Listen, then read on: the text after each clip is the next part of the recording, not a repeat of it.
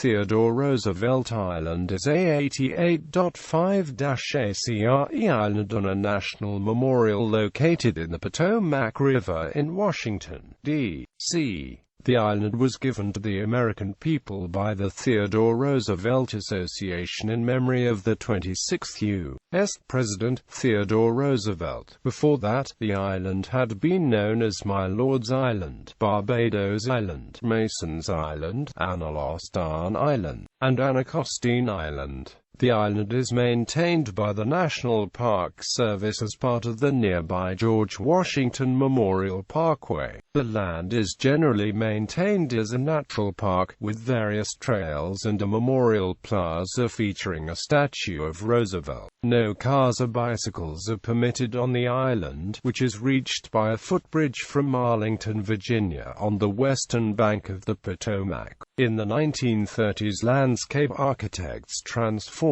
Mason's Island from neglected, overgrown farmland into Theodore Roosevelt Island, a memorial to America's 26th president.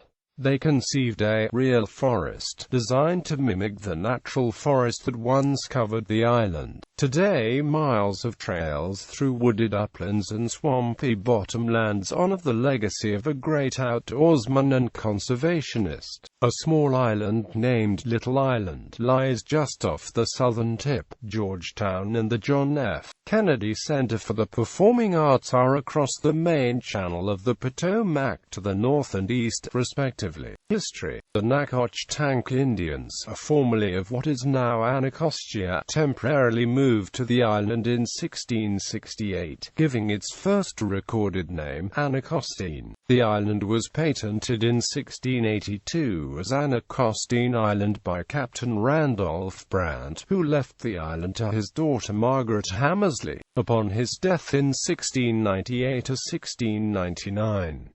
The island was acquired by George Mason III in 1724.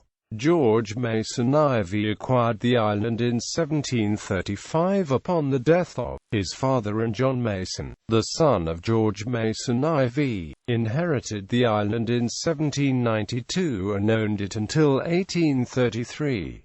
John Mason built a mansion around 1796 and planted gardens there in the early 19th century. The Masons left the island in 1831 when a causeway stagnated the water. Following Mason's death in 1842, John Carter acquired the land. After Carter died in 1851, the island passed to William A. Bradley. The island has been uninhabited since the Masons left, aside from a brief period in the Civil War when Union troops were stationed there. Locals continued to call it Mason's Island until the memorial was built there. The island was bought by the Theodore Roosevelt Memorial Association in 1931. The Congress authorized the memorial and later provided the appropriate funding in 1960. The memorial was officially dedicated in 1967. In 1869, a fire destroyed the mansion's interior. Around 1906, another fire caused the roof to collapse. Following the declaration of war against Spain in 1898, the island was used as a test site for a number of private experiments in electrical ignition of the explosives dynamite and jovite, led by the chemist Charles Edward Munro of Columbian University. Munro's experiments, which explored the use of the explosives for mining waterways and roadways and preparing ground for rapid entrenchment, were conducted in secret and without alerting the District of Columbia Police Department, which investigated citizens' reports of Spanish spy activity and found the explosives and detonators buried on the island. The island was called Analostan by Indians. Lord Baltimore granted the island to Captain Randolph Brant in 1681, and Brant renamed the island Barbados, after it was purchased by George Mason in 1717. It came to be known as Mason's Island. From 1913 to 1931, the island was owned by the Washington Gas Light Company, which allowed vegetation to grow unchecked effect on the island. By 1935, the Civilian Conservation Corps had cleared much of the island and pulled down the remaining walls of the house. Today, only part of the mansion's foundation remains. National Park and Memorial. In 1931, the Theodore Roosevelt Memorial Association purchased the island from the gas company with the intention of erecting a memorial honoring Roosevelt. Congress authorized the memorial on May 21, 1932, but did not appropriate funds for the memorial for almost 3 decades. Funds were finally designated by Congress in 1960. As with all historic areas administered by the National Park Service, the National Memorial is listed on the National Register of Historic Places. The listing first appeared on October 15, 1966.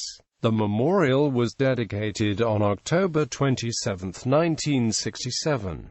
Designed by Eric Gugler, the memorial includes a 17-foot statue by sculptor Paul Manship, 4 large stone monoliths with some of Roosevelt's more famous quotations, and 2 large fountains.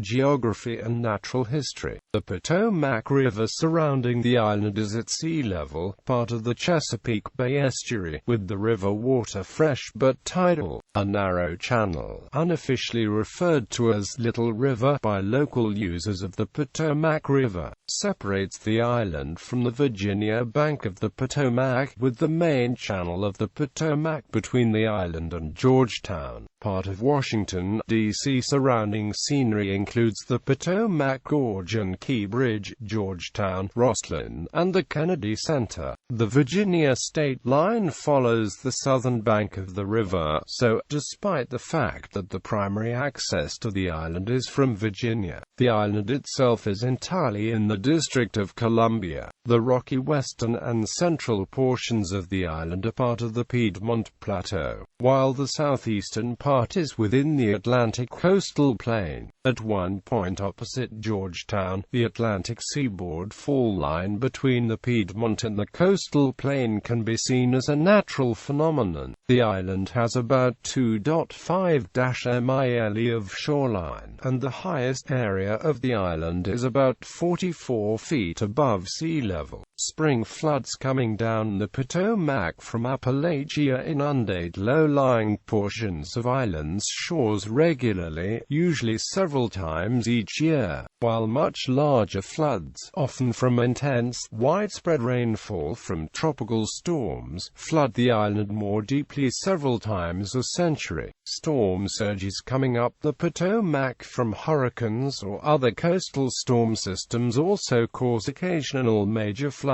affecting the island. The island's vegetation is quite diverse for a relatively small area due to its geological and topographic variety, the frequency of floods, its land use history, and its location in an urban area in which many non-native species occur. Most of the island is deciduous forest of various kinds, including uplands, riparian shores, and swamps. There is also an area of freshwater tidal marsh, and a few small bedrock outcrops of metamorphic Piedmont rock, some along the tidal shore. The variety of freshwater estuarine intertidal habitats along the island's shores is particularly notable. The island is particularly known for its variety of birds and its showy displays of spring wildflowers. However, dozens of non-native invasive plants have become abundant there, often outcompeting the native species. Access. Theodore Roosevelt Island is accessible by a footbridge from a parking lot along the Virginia bank of the Potomac River, just north of the Theodore Roosevelt Bridge, which crosses but does not allow access to the island. Cars can enter this parking lot only from the northbound lanes of the George Washington Memorial Parkway. Pedestrians and bicyclists can reach the parking lot and footbridge by following the Mount Vernon Trail south from the intersection of Lee Highway and Lynn Street in Rosslyn, near Key Bridge. The closest Washington Metro station to the island is the Roslyn Station. Several hiking trails provide access to the memorial and a variety of the island's natural habitats, including a boardwalk through a swampy and marshy area. In popular culture, Theodore Roosevelt Island was shown in the 2014 movie Captain America: The Winter Soldier as the site of the headquarters of the S.H.I.E.L.D. spy agency.